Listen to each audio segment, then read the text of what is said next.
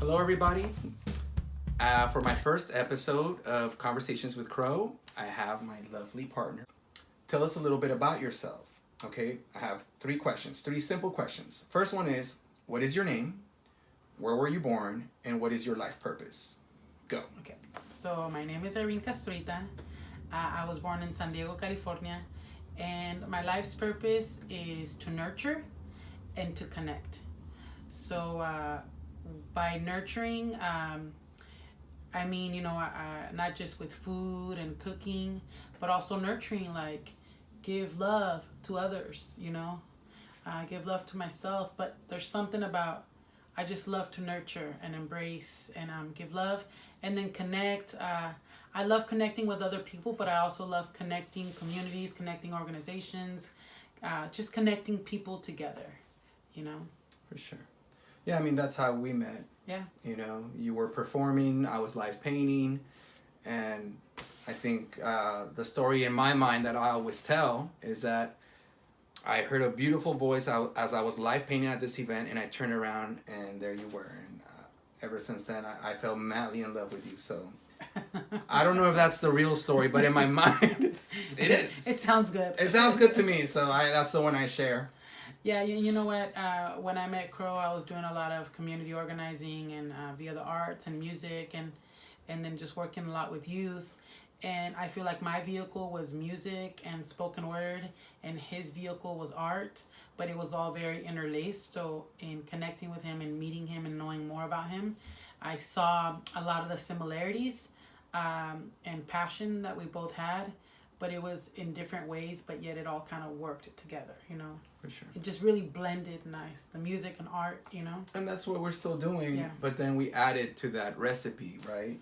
Yeah, we kind of built it upon family, and now that we have our family, once I became a mom, I saw how important it was to bring like the nurturing via food, and I saw my heart expand so big to love my children, that then my heart grew so much that I wanted to love other children. So my work now is with a lot of younger kids, elementary age kids, junior high age kids, where before it was more like high school and above, Okay. Now, I'm going to bring it back to what I'm on my quest of, and how was it for you growing up as a kid? Did you have a parent that was disconnected from you, or what? Did you have a parent that propelled you? How did you grow up?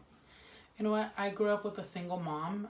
So I grew up with my mom and my brother and myself. We grew up in Tijuana, and the reality for my mom was that she had to work full time to provide for us, and full time at that point meant 6 days a week as opposed to 5 days a week.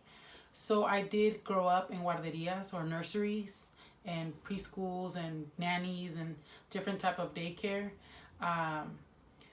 But then I also grew up, my aunt was also one of my caretakers growing up. So I also grew up a lot with my cousins in Tijuana. So I had a mix, like during the school week when I was at school, I would be in the daycare setting.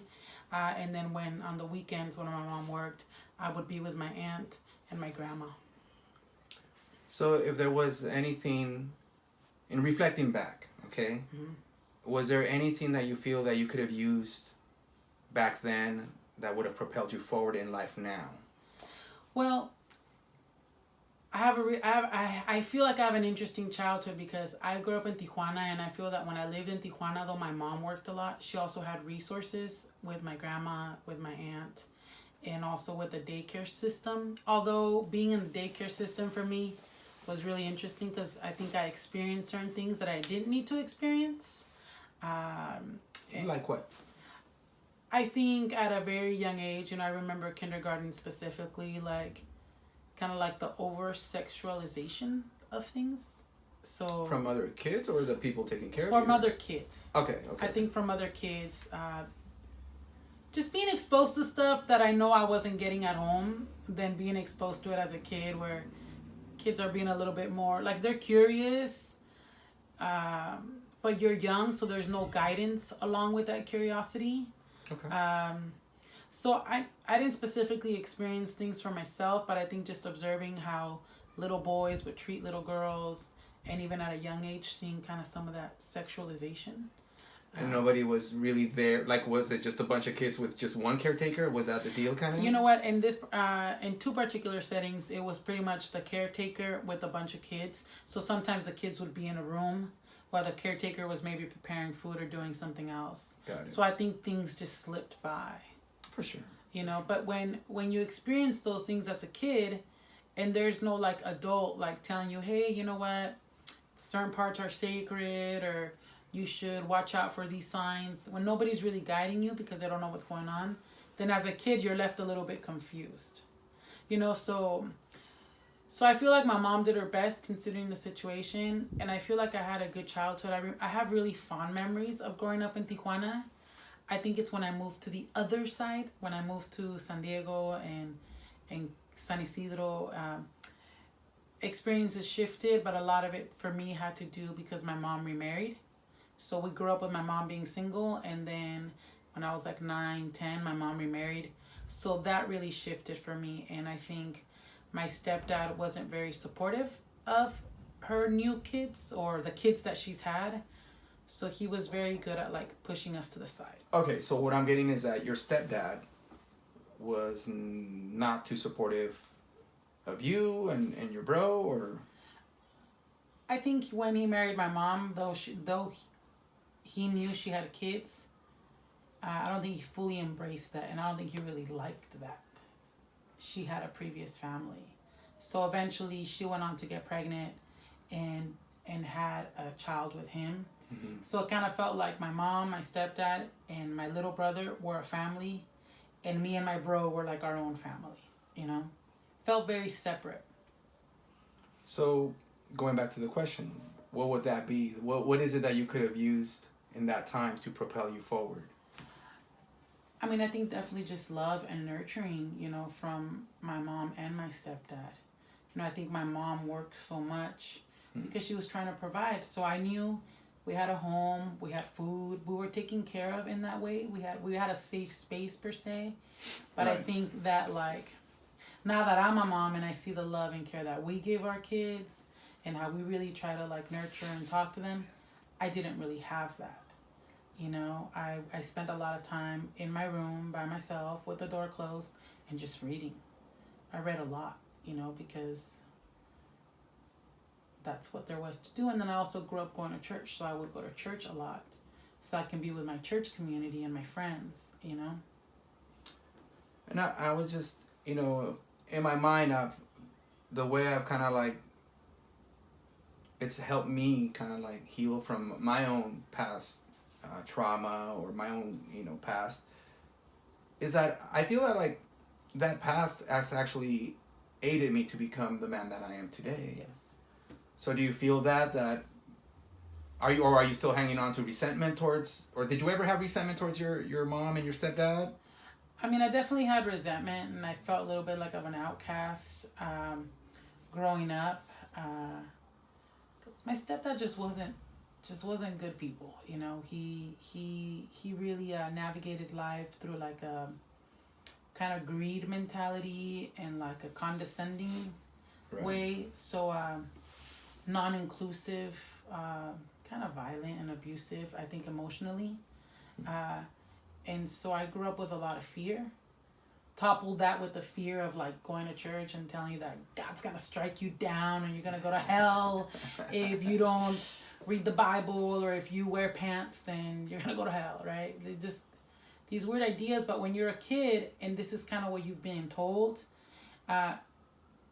you don't know otherwise, you know. This is kind of like your reality. So I feel like my experience with my stepdad has definitely been, though it was very painful, it also has led me to be where I'm at today as a parent, because as you know, you have 2 older children.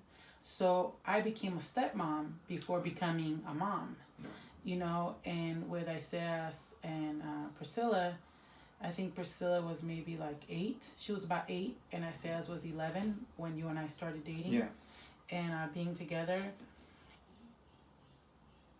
And I remember thinking, like, I had a stepdad. Now I'm going to be a stepmom. Do I want to put them through what I went through? as a kid, and I was like, heck no, I would never want to make anybody feel that way. So I think with Priscilla and Isaias, it's always been something where I'm not trying to be their mother because they have a mom, you know, and their mom loves them very much and she takes care of them very well and she's very supportive of them. But I wanted them to know that they had another grown-up person that also loved and cared for them. And that I was never trying to take place of the mom, but I was trying to just be a friend for them, you know, and also, I mean, be another parent, you know, remind them like, hey, if you're stepping out of line, like, hey, like, right, you gotta eat better, you know, you gotta be kinder, but doing it in a place out of love as opposed to like anger, you know. So I feel like it's really helped me, and I feel like the relationship I have with both of your children, like, it is special, you know, and we are friends, you know, like, they can come and talk to me, and I see it more with Priscilla because she lived with us, she spent more time, you know, we're girls. For sure. So I noticed that, you know, she's opened up to me about things. Yeah. And we've had these conversations, and I have no judgment towards her, who she is, so she's able to just be open with me, you know? Right. And I thank you for that, you know, because just like many other parents or step-parents, you could have been that judgmental person. You could have repeated that cycle that you grew up with. Yeah. Right? And that's why I'm having these conversations, you know, well, with you and other people and young adults and adults alike about this, you know, because that's usually what tends to happen, because we don't know how to forgive. Then we repeat the cycle of what was given to us or taught to us. Yeah. What do you feel helped you get over that anger and resentment from your stepdad and your mom? You know, to be honest, I held on to a lot of the anger and resentment. Specifically for my stepdad, I held on to it for a long time, and I held on to it especially in relationships, you know. How do you mean? Like loving, really, like boyfriends, you know. Uh-huh. And I feel like I held on to it because I always felt like every man I've been with or dated was out to get me. Though we were together, I felt like they were out to get me. You know, it was hard for me to really trust their love and their care. And I think in our relationship, I mean, you saw it, you know. I remember a little bit of that, but then again, I you know, I wasn't, you know what I mean? I was also a bad... Mr. Innocent. Exactly. I wasn't, you know, I was in my phase of still learning and committing to being that good man, you know what I mean? Yeah. Because my learning was very similar, you know. My parents were always fighting, and they had these fist fights sometimes, and that was my learning by observation. They weren't like, oh, this is how you do things. Me observing my parents, like, oh, that's how you treat a woman, you know? Mm-hmm. And that was hard for me to, like, get rid of. I had to do a lot of self-reflection. Yeah. So I think what happened with us is because you did a lot of self-reflection. Yeah. You were already on the path to healing, I think, before I joined you in that path. So I think what happened is you would see certain attitudes and behaviors that I would do, and instead of you taking them personal, you'd actually be like, Irene, you're giving me something that's not mine, and that's not yours too. You know, you're like, you're giving me the poison that you got as a kid. You know, and you were really honest about that, and I had a really hard time accepting that in the beginning. Yeah. And I would almost like try to protect that pain and use it as my crutch, but I think it just happened one too many times where I kind of went through this like anxiety and fear and blame towards you. And so I think there was, I mean, I don't think, I know there was an instance where you're like, you know what, Irene, I'm going to take you somewhere. And you drove me straight to my stepdad's house. I did. And you said, I'm going to wait right here in the car while you go give back this man his poison. And Galaxy was little. So I think what happened is when Galaxy was a baby and then I started realizing my role as a parent, then a lot of this stuff started resurfacing. A lot of my fears, a lot of my anxiety. And I'm like, well, this is the example I've had growing up. So is this what I'm going to give my own children? And I don't want to give it to them, but I'm kind of freaking out, you know? And so I remember you dropped me off. I went upstairs to the apartment complex where my mom and my stepdad were living at the time. And I remember my mom opened the door and I was like, I was like, hey, Mom. And she's like, what are you doing here? Yeah. Because I think she herself was afraid of my stepdad, you know? So the fact that even me showing up unannounced was kind asking for your stepdad, yeah. Yeah, asking for my stepdad was really awkward. I said, you know what, Mom? I need some privacy with your husband. And she's like, okay. She's like, what's going on? I'm like, don't worry about it. And she went to the room, and him and I talked, and I basically just told him, like, hey, you treated me and my brother this way, and I feel like how you treated us was very unjust and not cool, and it was very hurtful. And his response was like, well, what do you want me to do? What do you want me to do? Like, it already happened. And I said, you know what? I don't want you to do anything. I just want to tell you how it made me feel. And the fact that I'm a parent now, it makes me realize, like, there must have been a lot of anger and pain in your heart to treat a child that way. Yeah. Because I can't imagine myself treating my stepchildren that way or my own children that way. So I think becoming a parent, it brought up a lot of that anger and that, like, just pain that I had. But then it also made me realize, like, man, this guy was, like, really caught up in pain and anger because that's what he gave me. Right. So he never asked for forgiveness, and he never said he was sorry. But then something about having that conversation with him, to me, it made him feel human, as opposed to, like, the monster I'd always portrayed him as. A little girl. Right. Yeah, you know? Yeah. And I stopped feeling like I was still that little girl. Because even though I was already in my 30s, I think I still felt like a damaged little girl. Right. So then through the work that, you and I would do in my own personal work, then I started really working on healing that little girl that was still holding on to a lot of the pain, you know? And sometimes, I mean, the scenario where you went and took me to talk to him was 7 years ago. Stuff still creeps up sometimes. Right. But in a way where, like, we work so much on it that now it's more recognizable, where you're supportive and you listen to me and you help me work through it, right, as opposed to, like, getting defensive about it. For sure.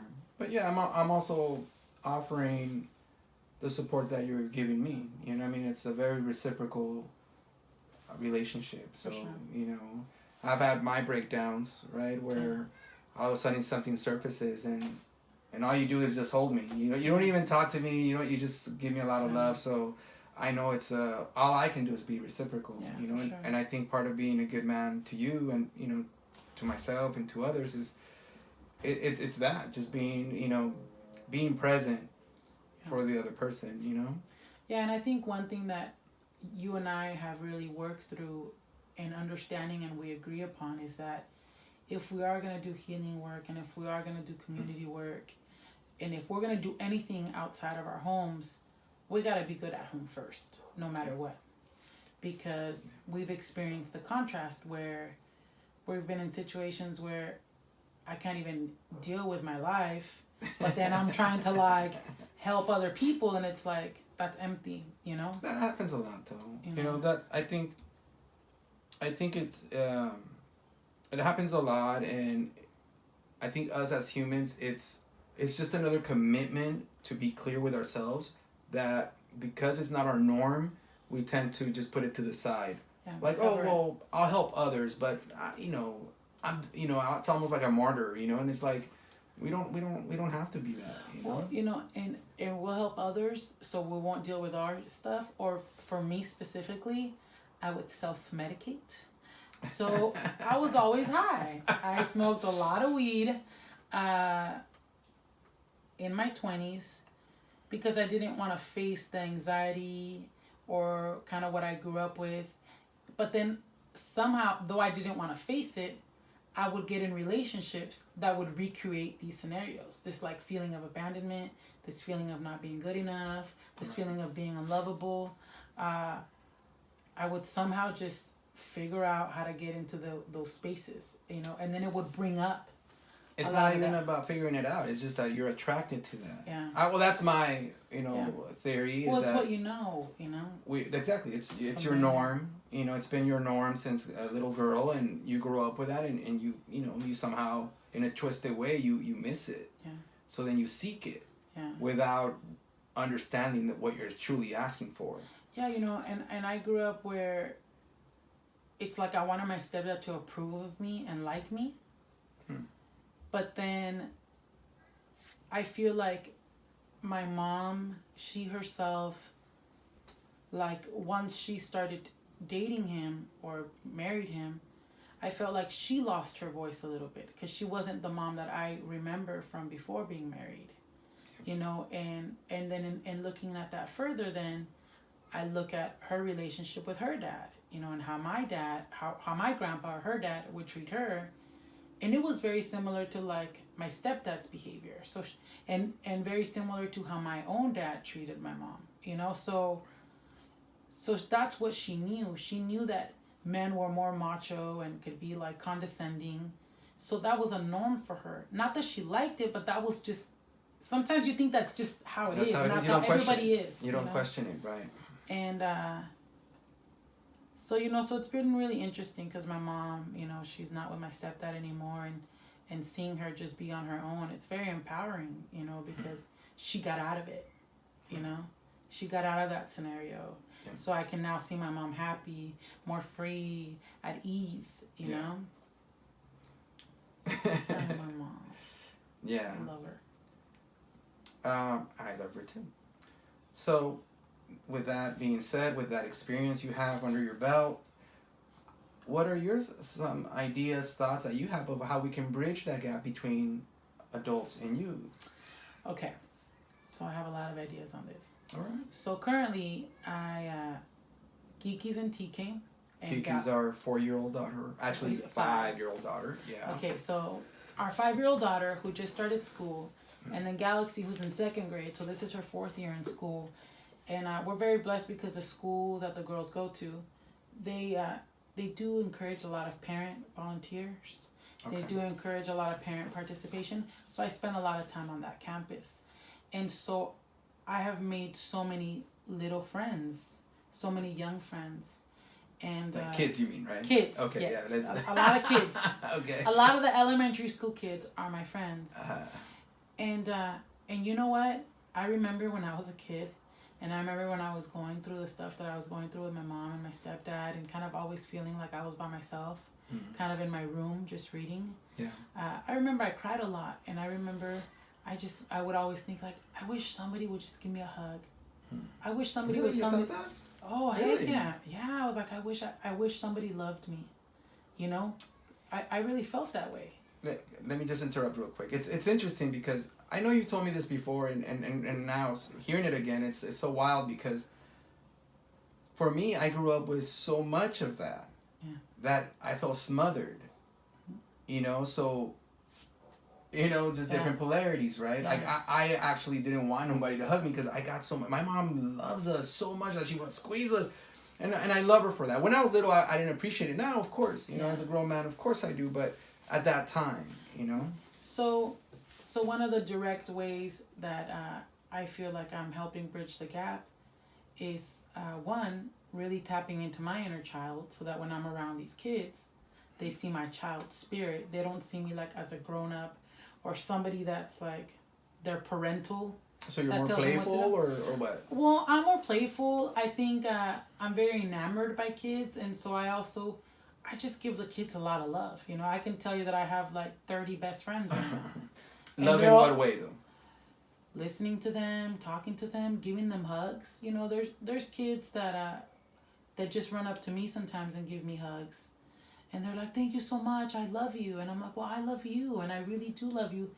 And, recently I had a scenario with a girl who I'm a garden teacher and, at the school. So I work with a lot of kids. And sometimes there's some kids that just have a hard time listening or paying attention when I'm teaching. And there's this one particular girl that's like that. During class, she's like yapping away and interrupting the class. But she saw me one day, and I know, she saw me one day, and she came up to me and gave me the biggest hug. And I gave her so much love, and I was like, I love you so much, like you're so beautiful. And I was giving her love and just sharing those words with her. And it wasn't until later that I talked to the teacher, and in conversation she mentioned that this little girl's mom had passed away the previous year. So she was growing up without a mom. she was being raised by her sister. So to me, I was doing something that came really natural to give her love.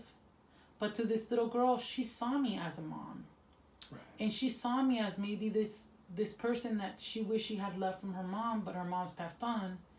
But another mom could give her love. Does that make sense? And kind of like being open to that. Yeah, no, I understand. I do have a couple of questions based on what you're saying. One is, there's some of us that have to work. We have to grind. We have to make that money, so we don't have that time to volunteer at our kids' schools. That's the first one. Mm-hmm. Let me tell you the second one, and then you can answer. The second one is, so what would you recommend? The second one is, right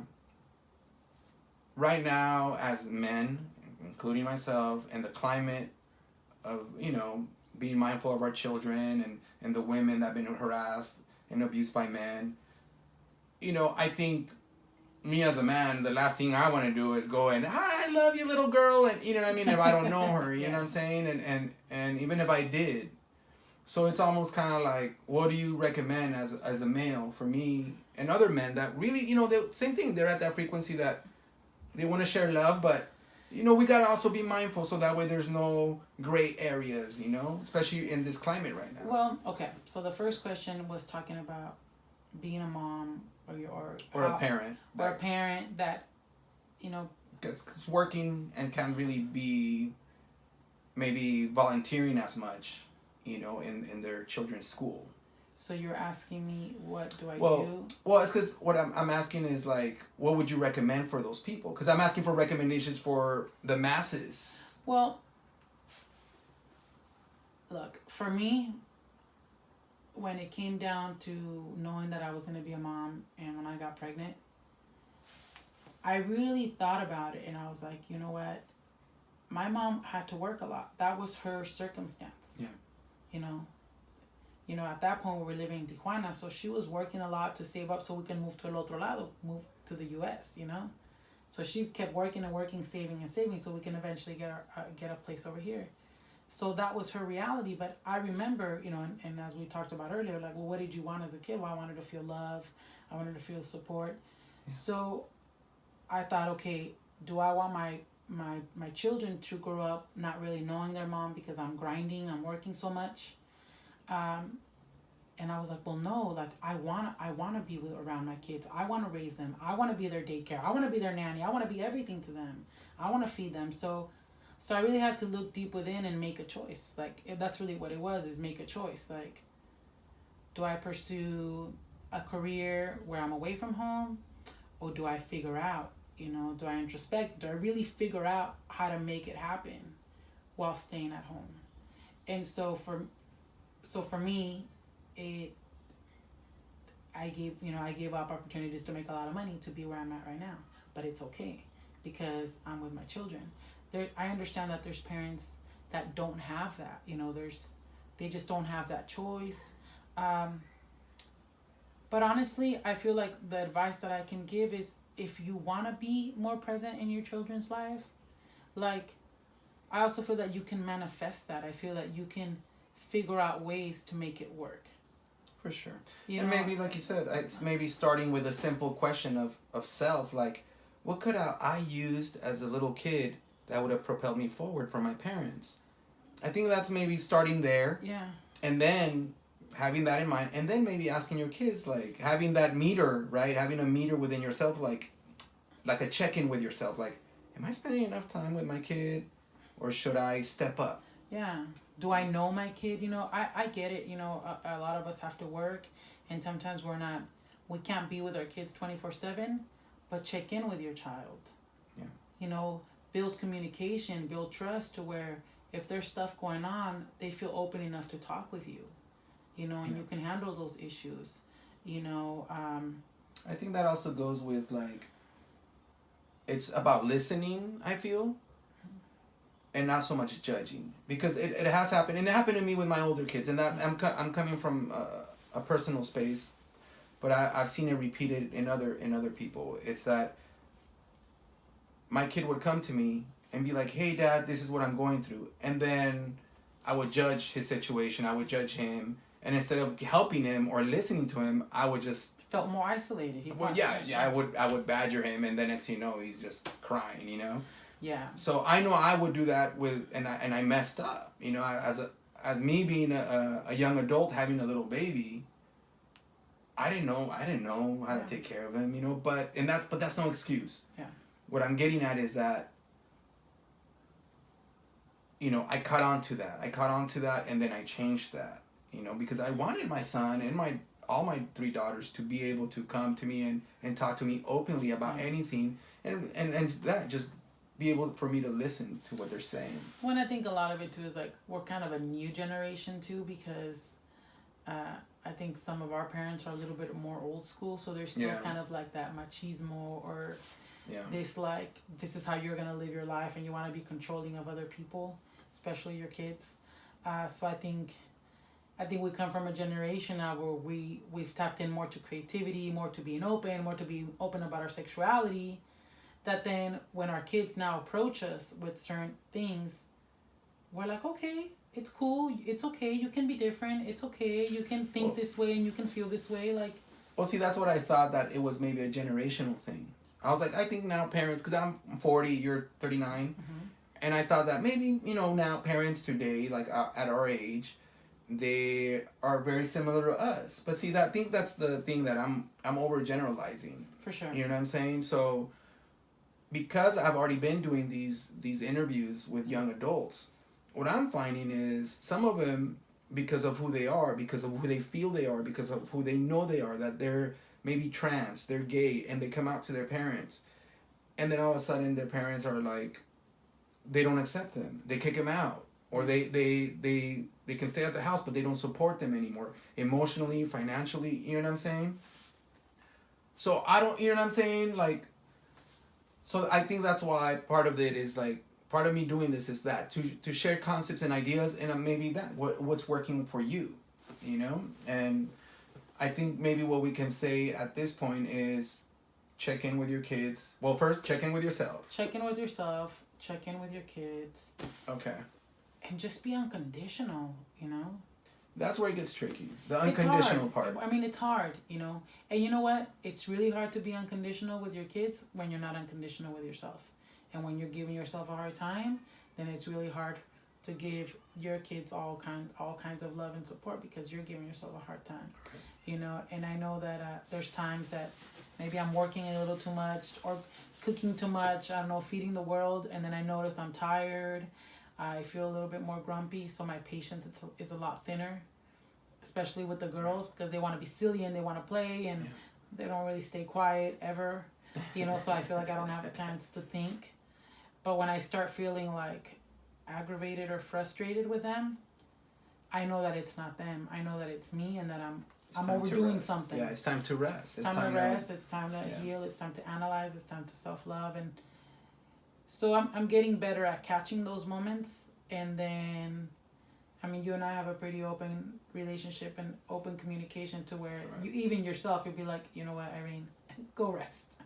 Don't do nothing. I'll handle the dishes. You go do this, or figure it out. Because I see your patience wearing thin. It's okay. I got the girls. You don't have to deal with them. I got the girls right now. Yeah.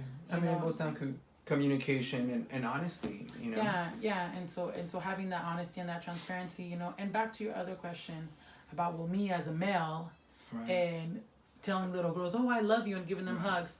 Okay, so what I've noticed, my own observation, specifically with my daughter's school and a lot of community organizations that I've worked with that work specifically with younger kids, is for the most part, it's women that are the teachers. It's women that are the ones that are giving the workshops.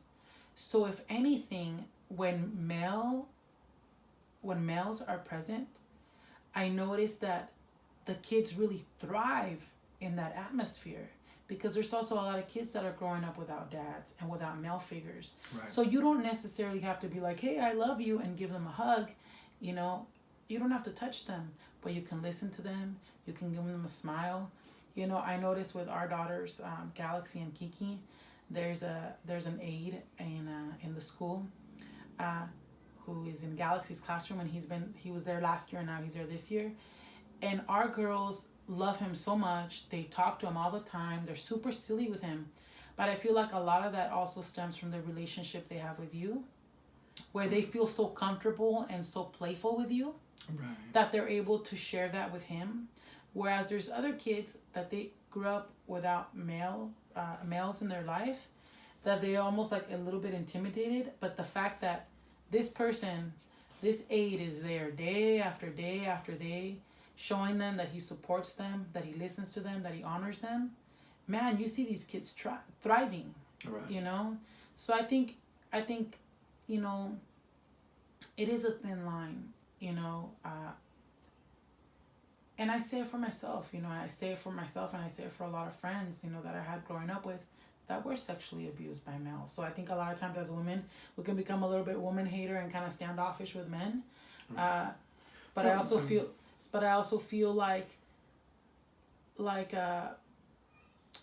I feel like male presence is important, as long as also the male are accountable, and like you know, you're mindful, you know what's going on, you're mindful of what's happening. So you're also trying to make sure that no lines get blurred. Right. And that's important. You know, that's important to understand what's been happening and approach it that way, you know? For sure. So I think I'm not saying for you to go hug the girls. I'm not saying that. But what I'm saying is listen, you know, offer a smile. And then whatever gift or talent you have, like, you're an amazing artist. I'm sure there's kids that if you start sharing art with them, they'll be so inspired because they don't have that role model, you know? They don't have that presence, you know? For sure. Okay, so what you're saying is share at your pace, not at your pace. I just brought up that because you were like, well, I know I hug them and I give them a lot of love, and that's why I was like, okay, but what I'm getting at is like we gotta make sure that we're giving general advice that can fit to everybody, you know what I mean? So in this case, it's more of saying like, you know what, give love according to your understanding and your own capability, and what is the word I'm looking for? I would just say like mindfulness. Yeah, your own mindfulness, that you know what, you're keeping it respectful and mindful of. You know, it's interesting because although I've been, although I've navigated in spaces and felt hurt and navigated through different spaces in my life, my inner child has always been really present. And I've always found a lot of joy and a lot of love in a lot of things. Whether it's looking at a flower, whether it's meeting a stranger on the street, like, that's just my personality. Like, it's always been part of me. So, but it always comes from a place of love. So I think working with kids, I never think like, oh, I'm not going to hug them or I'm not going to tell them I love them because it's going to get misconstrued. Right. I don't even think that way because I know I'm coming from a place of love. And I'm coming from a place of like I know how we treat our girls. I know how I treat them. I'm always loving on them. I'm always being silly with them. That's just my personality.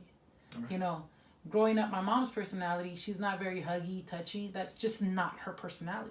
Right. I know people that are not huggy and touchy. That's just not their personality. Right. I wasn't like that. Yeah. And I learned that from you because, again, I grew up feeling smothered by touch.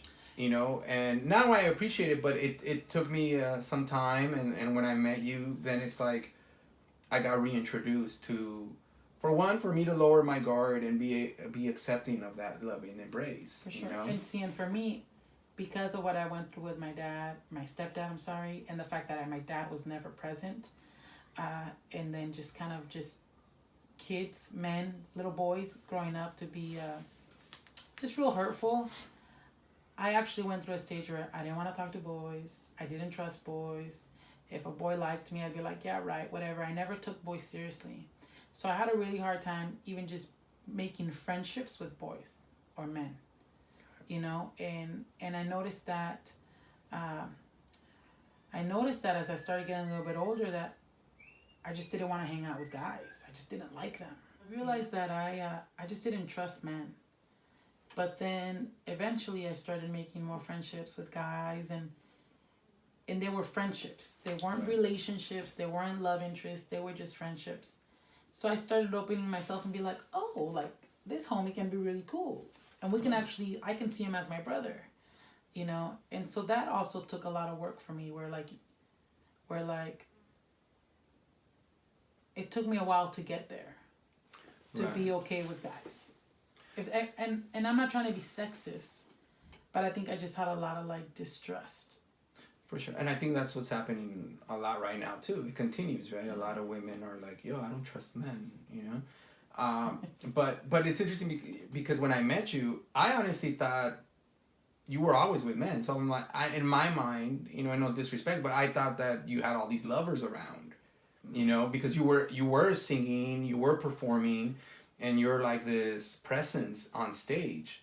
So then every time you were done, I mean, at least the times that I saw you perform, once you were done, you walk away with a bunch of dudes, and I'm like, wow, she rolls big, you know? Well, you're not the first person that's told me that, so I find it hilarious that people thought I was like this lover girl, which I wasn't. But what's funny is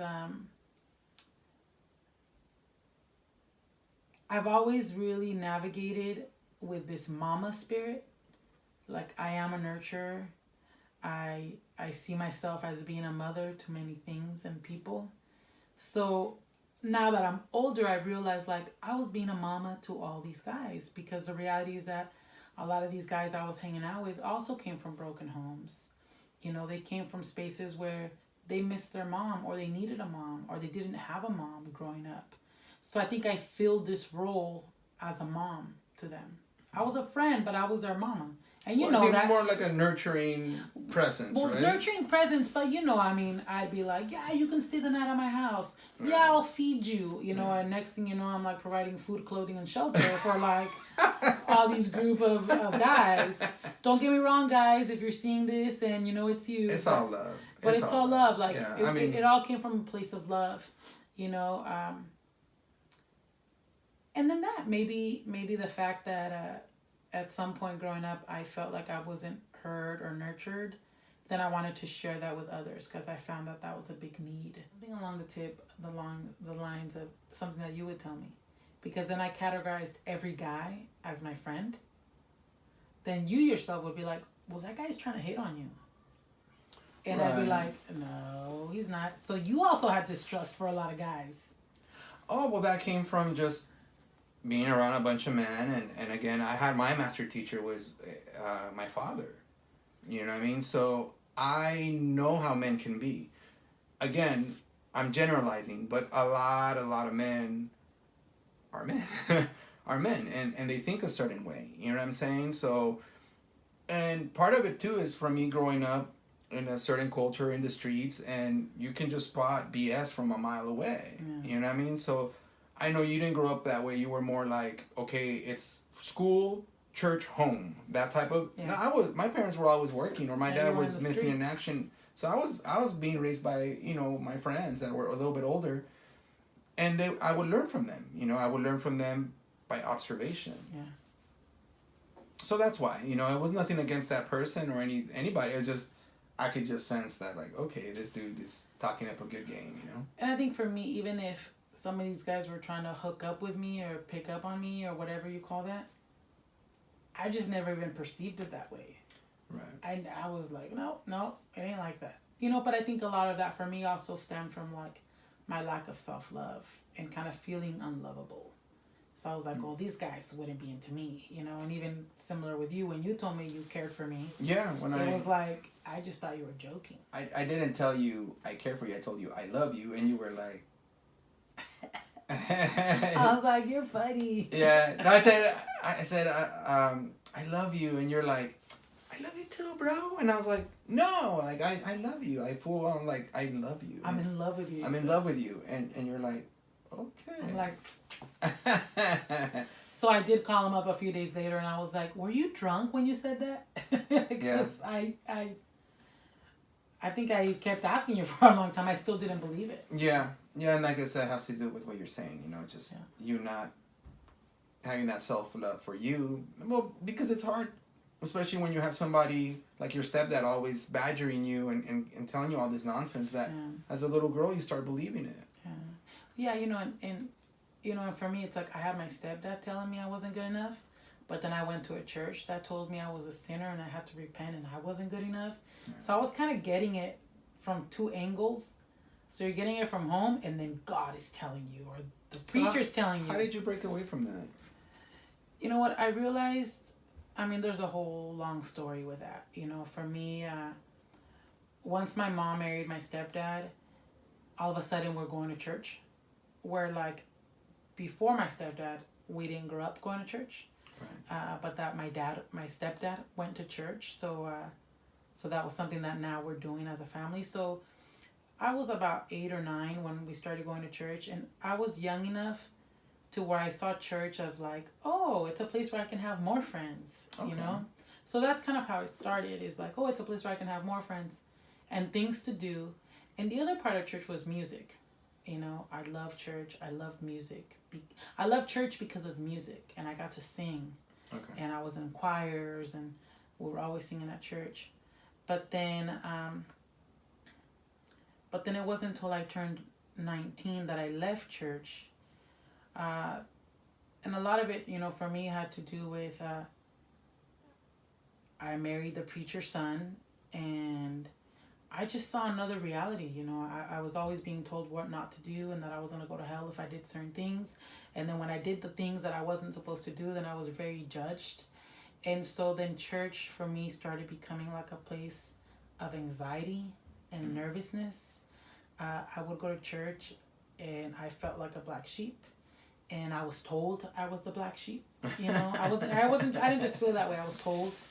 I'm like, what are you gonna do? Like, you're gonna go to hell, And by like your peers or by the pastor or by peer. You know what? Even not so much people my age, but like the parents of my friends. See, that's exactly what I'm talking about. See, that's exactly what I'm talking about. It's like the parent. Yeah. See, I get passionate about this conversation because it's like, okay, how many more kids do we got to go through to understand that, like, we're doing them a disservice by behaving that way towards them. Yeah, and for me, I had sex before getting married, and me having sex before marriage at the church I went to was such a big deal. Like, well, now you got to marry this guy, because if you don't marry him, then you're not honoring him, you're not honoring yourself, you're not honoring God, you're going to go to hell, your life is going to be a mess because you've sinned. And, and at that time I was 18, so these parents, these grown-ups are telling you these things, so you don't have guidance, so you kind of believe it. Right. And then eventually for me, I married the guy I had sex with. I married him, but it wasn't a healthy situation, It wasn't healthy, Well, but you had been dating him for some time. Yeah, well, I dated for a long time, Like, he was a preacher's son. You'd have been dating him for several years. Yeah, we met when we were 11, and there was a spark when we were 11, and then we dated, on and off throughout the years, and then we got married officially when I was 18, and then, 19. I think I was 19. But then, we got married because of the pressure of the fact that we had sex, and everybody's telling us that we need to get married, and now we have to commit our lives to each other at 19. And we got married, and the reality was we were kids. We didn't know what we were doing. Yeah. We didn't know what we were doing, and now I have to be a wife, and now he has to be a husband, and he wants to party and mess around, and I'm dealing with all this baggage from my childhood, so it was just chaotic. And so eventually, we split up, and I kept going to church a little bit after that, but then I realized I was over it. I was over feeling judged. I was over feeling not accepted. I was over the anxiety that I felt every time I went to church. And, and I think for me there was a lot of brainwashing that went on, because I think one thing that was talked about at church was like, love mankind, love each other, help the world, help people, but nobody's really living by that. You know, they're talking about it, but they're not acting on it. So I always felt really conflicted. Is like, well, you're saying this, but then this is happening. Your actions are saying otherwise. So. Exactly, you know. And then the other part was because of what I went through. I just felt a lot of anxiety every time I went to church, but I was also taught that that's the only thing for me to do was to go to church, to be accepted and loved by God. So when I finally made the conscious decision to leave church, I remember the day. I remember it was a Sunday, and I was like, you know what? I'm not going to go to church today. And you know what? I'm not going to go to church ever again. And once I consciously made that decision, there was this heaviness and weight that was lifted off me that I remember the feeling. I remember exactly where I was. I remember everything. And I remember energetically, I felt this like release, you know? And that's when I knew, okay, I'm heading in the right direction. I'm carving out my way. I'm forging my own path, you know? Was it then that you were like, you know what? I'm not gonna go to church, and this is my way of rebelling towards my stepdad, my mom, my upbringing, like to whomever. This is me. You know what? I never stopped going to church as a form of rebellion. It was more like, this is just not for me anymore.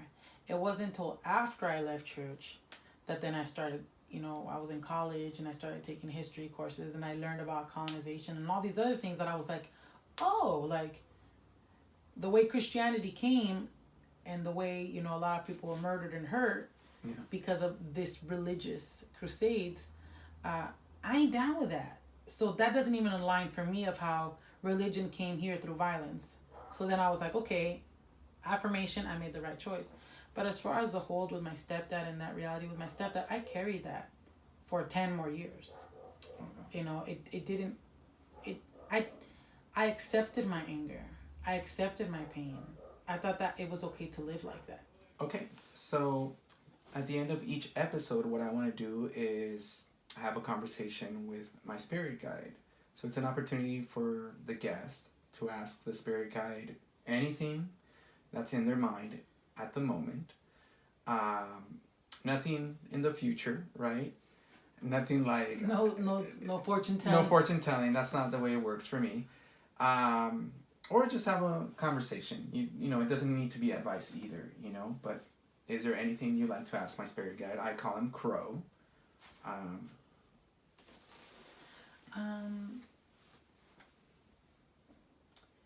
So something that I would like to ask your spirit guide is let me preface it is we live a life that is very we live a very creative path, you know, and we create a lot of opportunities for ourselves, but sometimes I don't know, how do I word it, like, you know what, okay, so I think more than anything, like, I'm just open to hear what your spirit guide has to say to me, because whatever comes out, because I think, you know, Well, say, like, put it into words what you're trying to say, because I feel you want to say something, but then I guess I'm having a hard time. I think I'm having a hard time wording it. You know, I think the life that we lead, you know, we made a lot of choices and sacrifices to be with our family, to be together, but a lot of times we also made a lot of financial sacrifices. You know, so sometimes I feel like I do get a little bit worried or stressed about financial matters. And I'm like, how come the opportunities aren't coming, you know? And sometimes I'm like, well, am I doing the right thing? Like, did I make the correct choice by choosing to live this life of creativity, this life of being with my family, this life of nurturing my community, you know? There's times that I do question, like, am I on the right path? You know?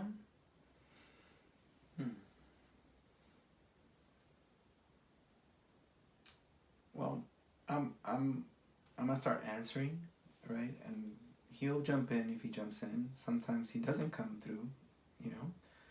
But as the flies going around.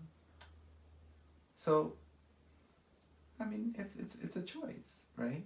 It's a choice. Like you're doing, you're living your life according to what's important to you. I think what the thing here is like not forgetting that, and that which is important to you is what. I think one of the most important thing is obviously being present for my family and nurturing my family, and the other part is like to be of service to my community.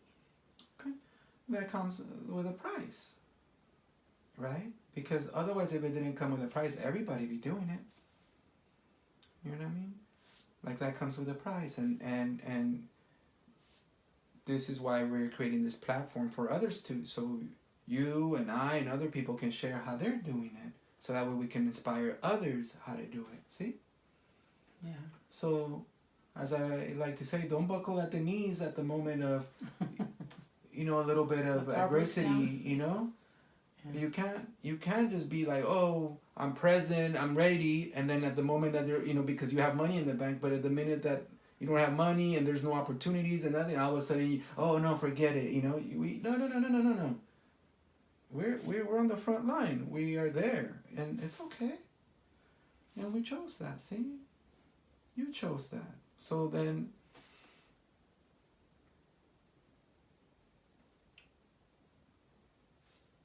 it's remembering that, and then not doubting it. Okay. Like you're doubting your connection with your God, with your guides. You're doubting by you saying like, oh, you know what? Sometimes I worry. Sometimes I stress.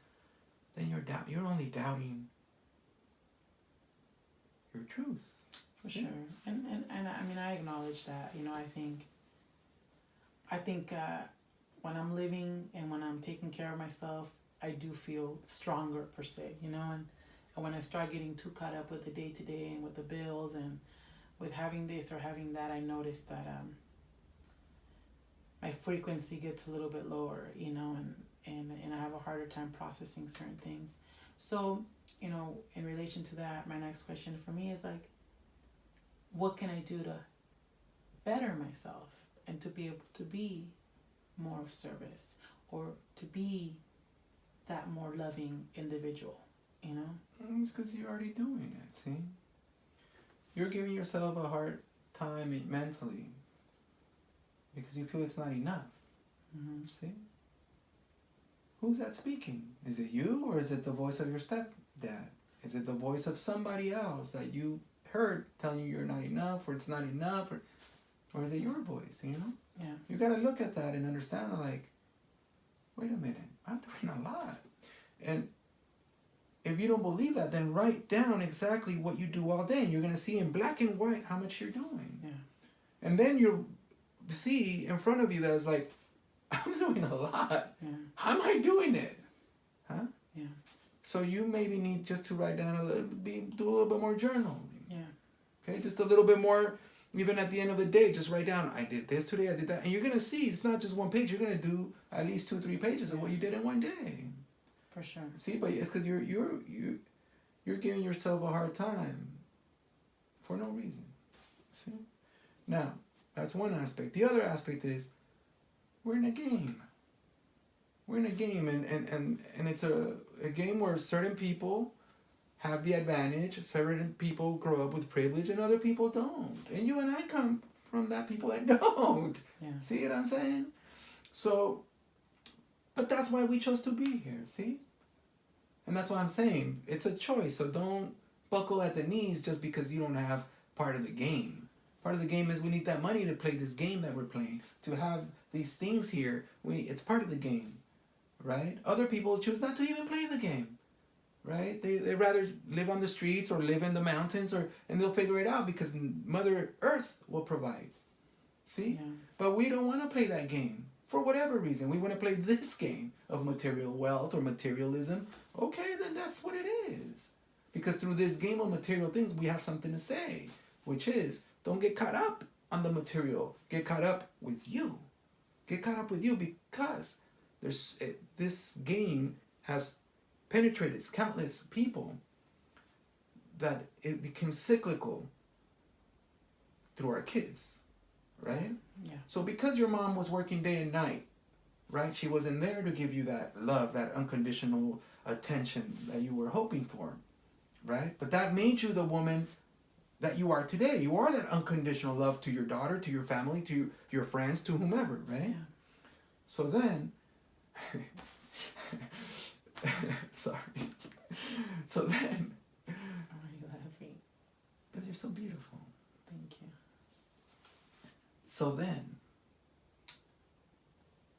that only propels your path, see? Because if you would have everything, if you were one of those people that has everything in life, then you wouldn't be in this cause. You For wouldn't be sure. in this purpose. You wouldn't care about your neighbor.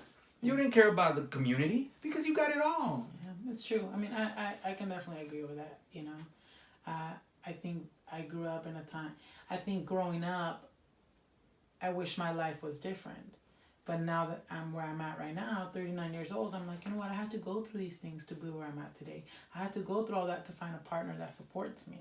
You know, I had to go through all that to be surrounded by art, by music, you know, and I'm grateful, you know, I'm grateful for where I'm at. I think I do have moments where I freak out, you know, and Look. and a lot of it is if I'm overworking or overdoing certain things, then I lose my balance, you know, I lose my footing. And see, it's because you got the solutions, but you don't want to accept them as true. You know what I'm saying? You have to apply those things that you know that you need. Because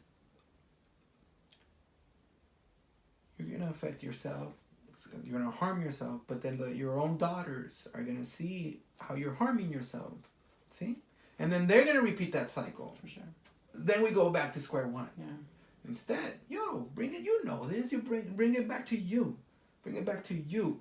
What's important here is you and the connection to you, your God, and your family, and your communities, and the world in that aspect. See what I'm saying? But if you're not doing your work like that, then we're just repeating another cycle. Yeah. See? And that's what it is. And that's the work. See?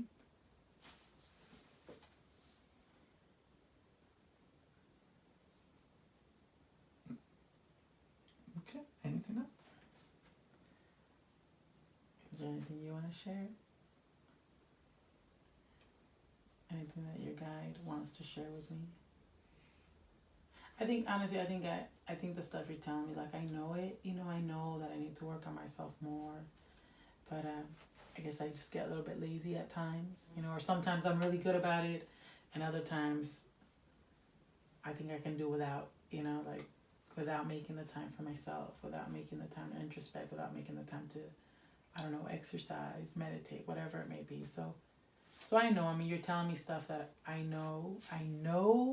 It's just, I think putting into practice is where it gets challenging at times, you know, or being consistent, you know. It sounds like it's just a matter of time management. Yeah. You know. Yeah, for sure, and I think. Look, it's because this is the kicker, is that a lot of people I talk to is, well, I need to pay bills though. Okay, and what happens if you don't pay bills? Okay?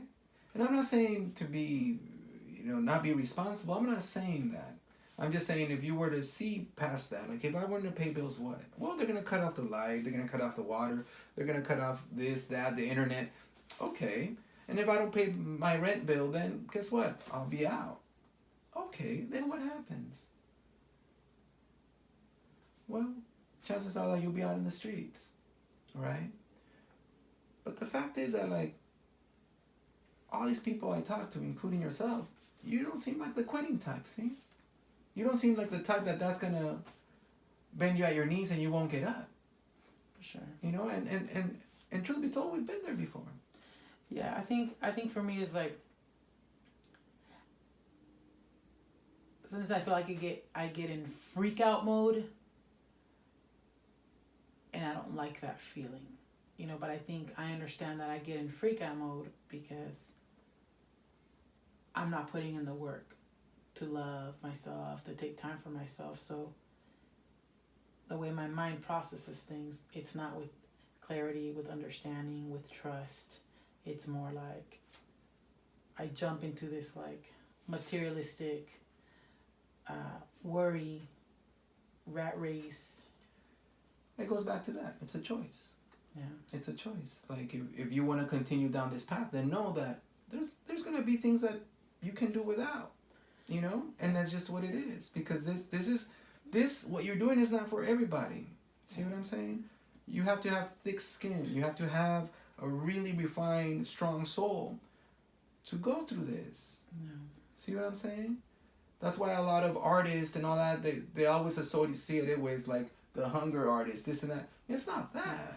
Was it the struggling artist? The struggle, yeah, it's not that. It's that it's like, you know what? These people have thick skin to do the right work, you know, to do the proper work. Now, is that every artist? No, it's not. But a lot of them are doing the good work through their art, through their creativity, through their social activism, what have you. Yeah. Okay. I think all I'm saying is like, you have to, before getting on that freak out mode, you have to really look at like, is this more important than your well-being? Yeah, for sure. And is your love less than this well-being? Because the love and the light that you're sharing with all, right, that you're constantly preparing so that way for yourself and for others, you're saying that that's what you share, but then you diminish it over this space, because you diminish it over a bill, because you diminish it. It makes no sense to me. Yeah, for sure. Does it make sense to you? Well, right now it doesn't make sense, you know. But when I'm going through it, somehow I can't see past it, you know. But right now I'm like, well, it doesn't make sense that I'm giving something material more important than myself, you know, or love. So no, it doesn't make sense. But it's, you know, I think it's when I'm going through it. Okay, that you feel it. Yeah. But check this out. How many times, countless times, have you been in this position where you're tight on money, and then all of a sudden somebody calls you for a project, a catering gig, for you to provide services, and all of a sudden you're like, oh, I have the money in my bank account, and I even have a surplus of money. Yeah. Why was I even stressing out? And at that moment, you're even laughing about how you were acting up. Sounded, yeah. So what I'm saying is, why go through all that commotion when, if you were to just trust and know that it's gonna align, because you're also out there, you know, sharing and asking and being of service, it will come. So don't doubt that. Yeah. You know, but it's been, I you know, countless times that's happened where it's like we're in this very thin line of we have nothing. Yeah. But we have a choice at that moment. Either we can freak out and buckle at the knees and cry and stress out and fight with each other, or self-care, self-love, love each other, and just be like, you know what? Have that clarity, so that way we can then work towards bringing in those projects, bringing in those opportunities. Okay? Yeah. And then, time and time and again, that's happened. Yes or no? Tell me if I'm lying. For sure. It's happened time and time again. We've never been late for rent, even when I'm stressing out that we're not going to be able to pay rent. And all I tell you is the same thing. No need for that. You don't need that. Yeah. Instead, what you do need is to, just like you tell me, Crow, put up the amount of veggies you eat. You tell me, I'm not asking you to give up your carne asada burrito or your burger. I'm not asking you that. I'm asking you to pump up the intake of juices, veggies, good quality foods. Yeah. Okay? Same thing. It's the same thing, but in a different way. It's like, you can work as much as you want, but also increase the quality of love that you're giving yourself, the quality of time that you're giving for yourself to reflect and remind yourself of, like, to do those check-ins. Yeah. Am I being a good partner? Am I being a good being to myself? Am I being a good mother? Have those check-ins and be honest with yourself. Yeah. And then you can you know what? I need to meditate. I need to take a nice bubble bath. I need to pamper yourself. Yeah, for sure. Thank you.